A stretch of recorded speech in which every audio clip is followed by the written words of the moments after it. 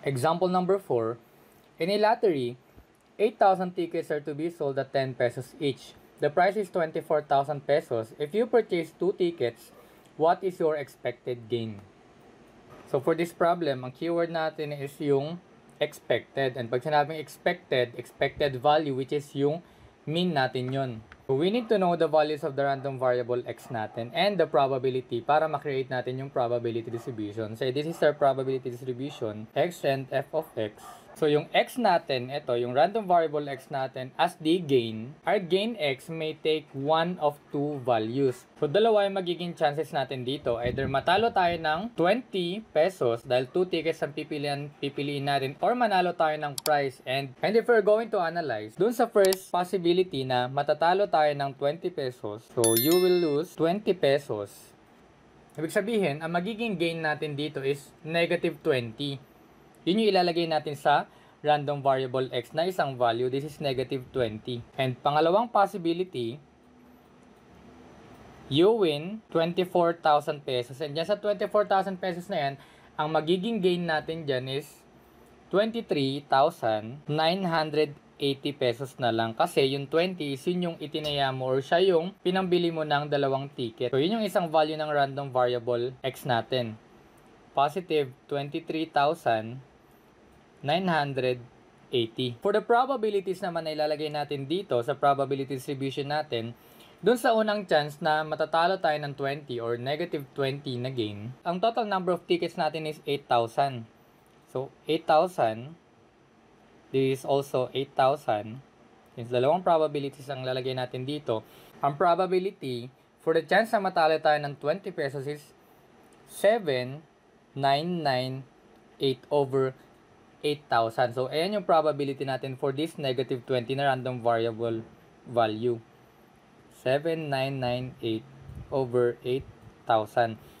And dito naman sa second possibility natin, ang probability natin na mananalo tayo ng 24,000 and magigain tayo ng 23,980 pesos is simply 2 over 8,000 lang, since dalawang ticket lang naman ang required mong bilhin.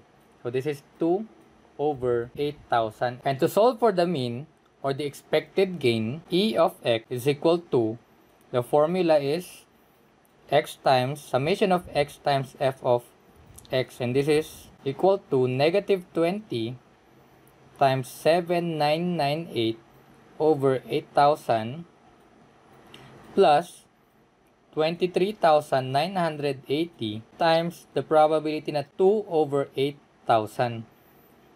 The value of the expected gain now is equal to negative 14 pesos.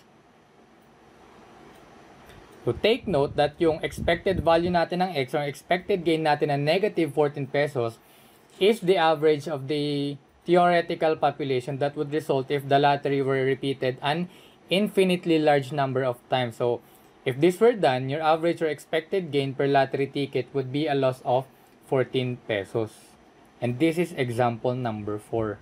Example number 5. A fair die is tossed. If 2, 3, or 5 occurs, the player wins. But if 1, 4, or 6 occurs, the player loses. The question is the game favorable to the player? To answer this question, in games of chances, we have a special principle.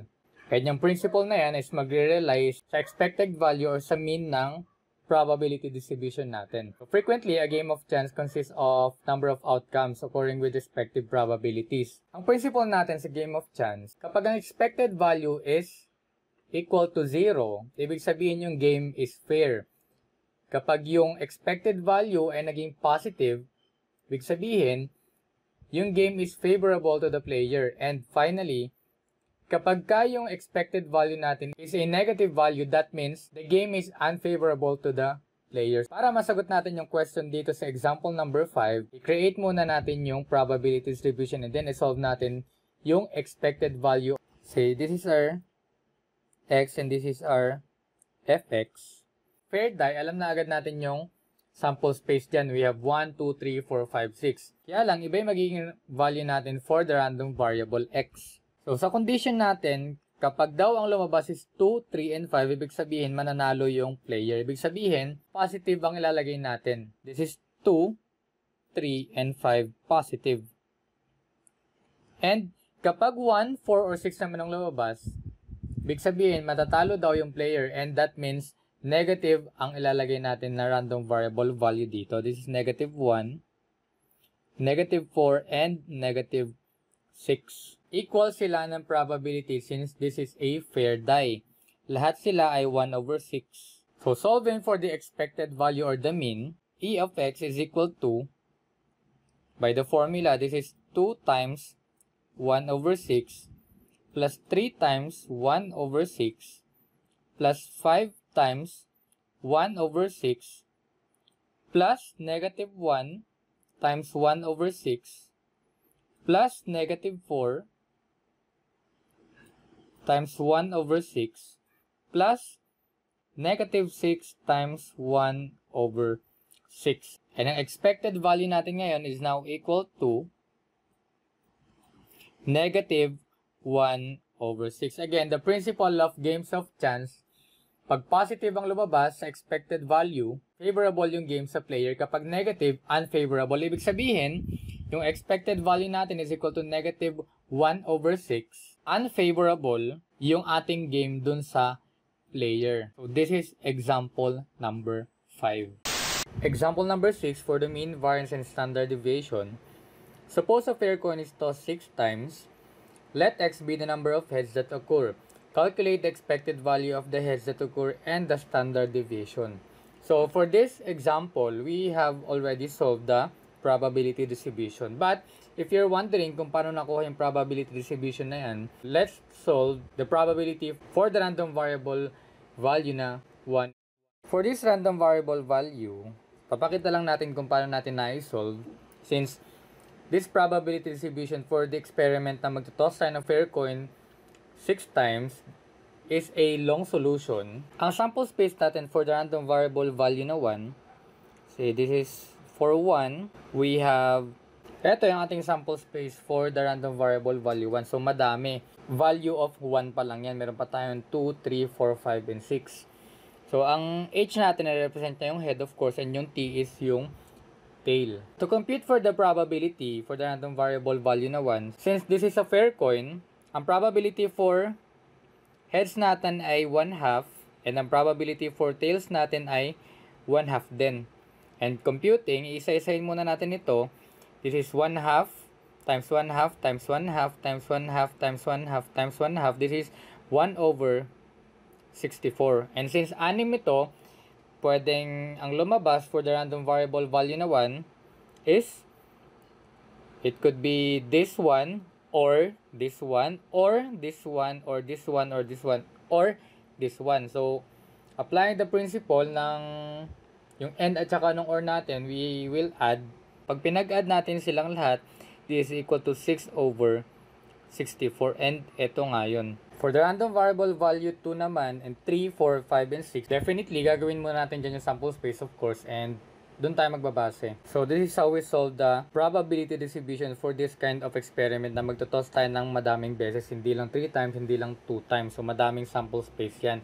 Mas maraming toss, mas madaming sample space. And moving on, for the calculation of the expected value and the standard deviation, for the expected value, say, sulat na lang natin as E of x. So this is 0 times 1 over 64 plus 1 times 6 over 64 plus 2 times 15 over 64 plus 3 times 30 over 64 plus 4 times 15 over 64 plus 5 times 6 over 64 plus 6 times 1 over 64, and calculating the expected value, E of x, or the expected value of the random variable x, now is equal to 3. So this agrees with our intuition that when a fair coin is repeatedly tossed, about half of the tosses should be heads. For the standard deviation, the symbol sigma, and we have the formula square root of, from the variance, square root of summation of x square times f of x minus mu square. Itong mu na to, again, this is the expected value. Para mas madali, ito muna ang hanapin natin. So for the value of the summation of x square times f of x is equal to 0 squared times 1 over 64 plus 1 square times 6 over 64 plus 2 square times 15 over 64 plus 3 square times 30 over 64 plus 4 square times 15 over 64 plus 5 square times 6 over 64, and finally 6 square times 1 over 64. So magiging value natin for this one is, dito na lang natin nilagay, summation of x square times f of x is equal to 11.91 approximately. Let's proceed to the next page for the calculation of the standard deviation. For the standard deviation, sigma, this is equal to square root of summation of x squared times f of x minus mean square or yung mu or the expected value. Sigma is now equal to the summation of, ang value nito kanina is equal to 11.91